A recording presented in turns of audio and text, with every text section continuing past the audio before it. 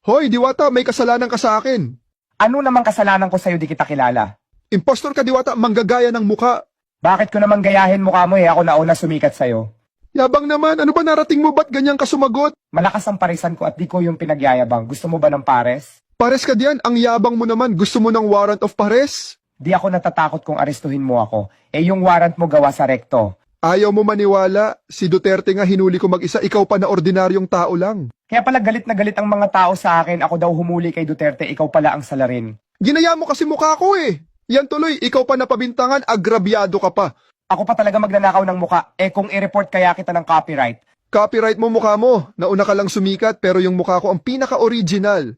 Original. Di wag ka gumawa ng di ka nais-nais. Ako pa napabentangan. Ano bang mali na ginawa ko? Parang wala akong maalala, ano ba talaga? Maling-mali yung paghuli mo kay Duterte. Wala kang warrant na pinakita. Ah, maka Duterte ka pala. Utos sa akin pag pro Duterte, hulihin agad. Di hulihin mo ako. Madadamay ka na rin kasi magkaparehas tayo ng mukha.